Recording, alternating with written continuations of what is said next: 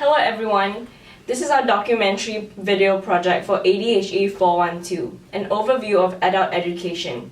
Our group project members consist of Kevin, Jeffrey, and myself, Rachel. For our project, we have decided to choose a topic of open access online learning. We will be evaluating the learning effectiveness of Code Academy, Khan Academy, and Coursera as open access online learning tools across individuals based on their character profile and the learning tools teaching effectiveness. A brief introduction of the online learning tools. 1. Code Academy is an online and interactive coding platform that helps people learn how to code. 2. Khan Academy is an online educational video platform that produces lectures for people to learn from. 3. Coursera offers massive open online courses, otherwise known as MOOCs. So our evaluation of learning effectiveness of these three tools will come from primarily two assessments that we felt would describe learning effectiveness. So one being the learner and two being the online tool. And to measure the learner, we thought that we would give them a character profile from these three variables of motivation and their readiness to learn, their learning preferences, and their full scale analysis. So how we came up with these three variables is from a blend of Lim and Morse's paper in 2009 and the Unit 8 course notes. The other assessment to assess the online learning tool's effectiveness is Tomasevsky's 4A framework of availability, accessibility, acceptability, and adaptability. So our documentary will consist of one-on-one interviews with 3 hypothetical characters. The goal of our documentary is to try to explain each learner's learning effectiveness based on the aforementioned assessments. The character profile and open access online learning tools teaching effectiveness. Go. So hello there.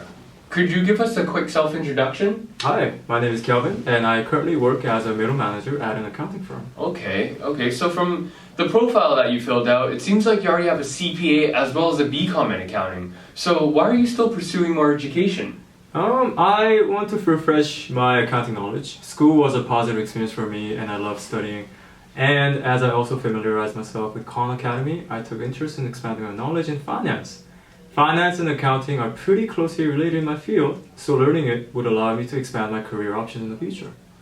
Okay, so another question. Why would you learn online rather than in a formal learning environment? Is it because you're working full-time at the moment? That's correct. I simply do not have time or strength to physically bring myself to a learning center and lock myself into learning for hours on end. I also have a couple of kids, so that makes it impossible. Learning online gave me the ultimate time flexibility, which is a must for me. Another reason is that I am a fully grown adult, and I want to be completely independent of my time and learning options. I do not want the environment to guide my learning process. I want to fully control my learning opportunities. Oh, you mentioned that you were quite familiar with Khan Academy. Could you tell us the effectiveness of the online learning environment? Sure. It was effective. The site gave us a concise information through videos, then provided questions to answer whenever a unit was finished. That allowed me to solidify what I have learned at the end, and I feel like I can already apply what I've learned at work. Kelvin is a middle-aged man who fully appreciates independence in his learning environment. Independent self-concept, which is an assumption of andragogy, states that as a child grows into an adult who assumes the social roles of adulthood, he or she seeks to have independence to be treated like adults. This is one of the reasons why Kelvin chose to learn through online environments rather than through a formal educational centers. Kelvin's middle management position requires him to be knowledgeable in accounting, and his needs in learning accounting is very high. It seems that the social forces, one of which is him requiring to be knowledgeable in accounting, is high, and his personal needs can be considered low to medium, as he is not personally craving for knowledge. Due to this fact, the fourth field's concept suggests that Kelvin's participation may originally be high, but would most likely drop significantly after some periods. Lastly, Kelvin has mentioned that the online learning environment was effective in teaching him. Through Khan Academy's comprehensive questions and discussion boards, not only the first and second levels of Bloom's taxonomy were met, by the way, which are remembering and understanding, but further levels as well, which is the higher order thinking. Hello there, tell me about yourself.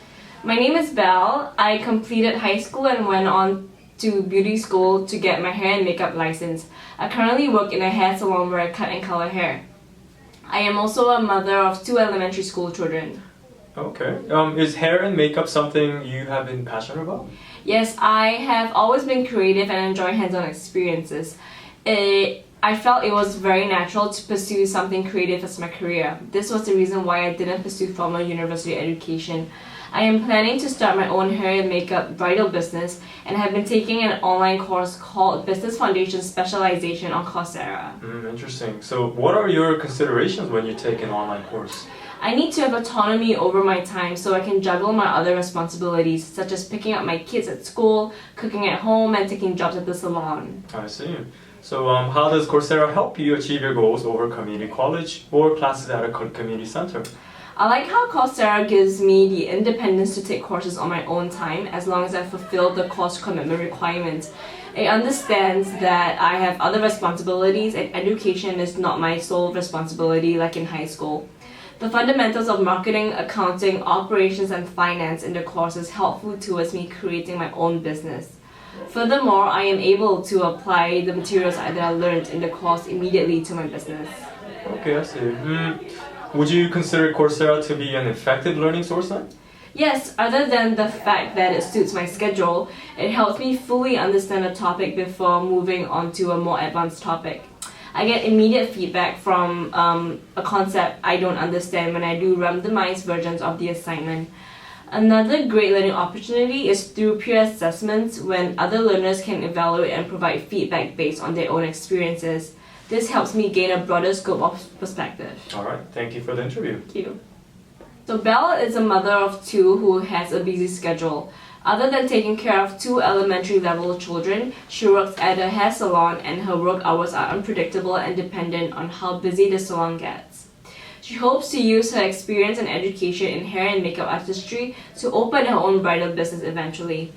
Readiness to learn is an assumption of andragogy in which learners' readiness to engage in education is often determined by a need that arises from a change of home, in the workplace, or in their personal life. Belle is motivated to start her own business instead of working under someone else. Hence, Coursera helps Belle fulfill her readiness to learn and apply the materials she has learned more effectively towards her creation of a business. Could you give us a brief introduction? Yeah, sure. Hi, my name is Greg. I'm currently a full-time laborer at ABC Cement, and I like everything related to computers. So Greg, from the profile you filled out, you mentioned you are a high school dropout. If you don't mind me asking, why do you drop out of school? I think it's the system. The school system is flawed. Why do I have to be governed over and fed a curriculum that I don't even believe in? I feel that it's suffocating, oppressive even. Okay, so it's not that you don't enjoy learning? No, not at all. I love it, especially when it comes to computers. As a matter of fact, I've been learning over Code Academy after work for some time now. So what's your motivation for learning? Is it because of financial reasons? I feel that's only a very small part of the equation. Like I've mentioned, I love learning anything and everything about computers, and my dream is to actually build my own learning academy or coding academy to empower high school students like how I was 2 years ago. How about compared to your peers? Compared to my peers, well, I use Code Academy as a primary mean of learning HTML and CSS, which I can directly apply in the workplace. But my computer science friends, on the other hand, they solely rely on university to learn coding. I already have 2 interviews lined up, whereas my close friends say that the degree hasn't properly prepared them. So, yes, I would actually say I am learning coding more effectively. Thank you. Thank you. Okay. So, although Greg dropped out of high school, it wasn't so much as because of his lack of motivation to learn, but more so it wasn't the right fit. His motivation is clear through his proven coding ability from studying after working hours and securing 2 job interviews. As well, he has a clear vision in mind to build a coding academy which demonstrates his seriousness and thus readiness to learn. And similar to the Unit 8 notes, it's apparent that Greg dropped out of school as a deliberate political act of resistance against authority. Greg claims that he doesn't want to be governed, and in turn this incongruency match, as described by Lee Crombrach, puts it, he means that it wasn't Greg's optimal learning environment. And Greg flourishes in a more hands-free approach, citing Code Academy's flexibility and availability. And in addition to Greg's learning preference for open access online learning, Greg also preferred Code Academy because of two assumptions of the andragogy theory being met. Code Academy's recognition of their users' independent self-concept and orientation to learning. And Greg felt freedom in the flexibility and practical focus on computer coding competencies. For the force field analysis, the major pushing force for Greg is his love for computers and his dream to build a coding academy. We've taken a look at 3 characters and analyzed their learning effectiveness based on their character profile. Our analysis of each individual's learning effectiveness included their motivation or readiness to learn, learning preferences, and force field analysis. To sum up our character profile analysis, we used Lim and Morris's reasons for high learning and high learning application that we see successful in learning. Firstly, more than 50% of students in this study attribute instructional effectiveness for their high learning, and 40% attribute their high learning application to seeing an opportunity to use their learning. In all 3 cases, our characters cite instructional effectiveness and seeing the opportunity to use newly learned skills to building coding academies, rising up on the hierarchical chain, and opening a business. Having these 2 reasons could explain their success. And after our character profile analysis, we can now take a look at Tomasewski's 4A Human Rights Framework to assess the learning tools. In Keith and Wigner's paper, they mention how this framework includes learners of all levels and the impact of online learning and open educational resources. The 4 criteria for these frameworks are availability, accessibility, acceptability, and adaptability. So here behind you on the board, you can see that we've drawn a scorecard matrix out of 5 for each of the 4 A's. So Code Academy, Khan Academy, and Coursera respectively. We rated Coursera 5 out of 5 simply because they have more fiscal allocations to teachers, comparatively speaking to Khan Academy and Code Academy. And for accessibility, Code Academy and Khan Academy both received 5 because of being on the net and being free to use.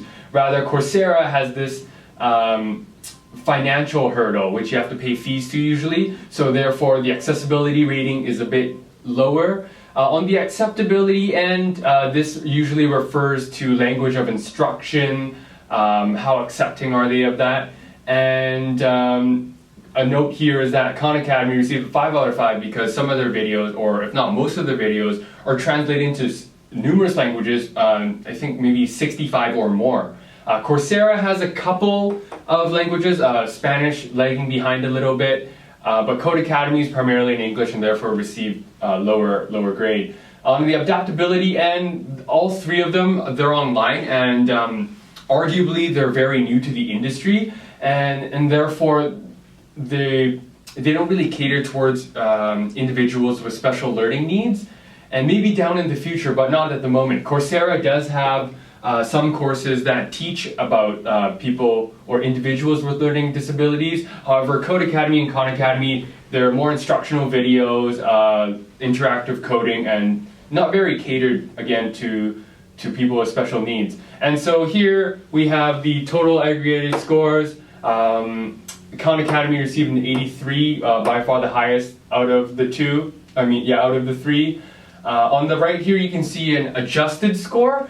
Since all 3 of our characters, none of us had a learning disability, and therefore we thought we'd rule out the adaptability column, and therefore after taking that adjustment into consideration, we see a revised score of 93, 83, and 80.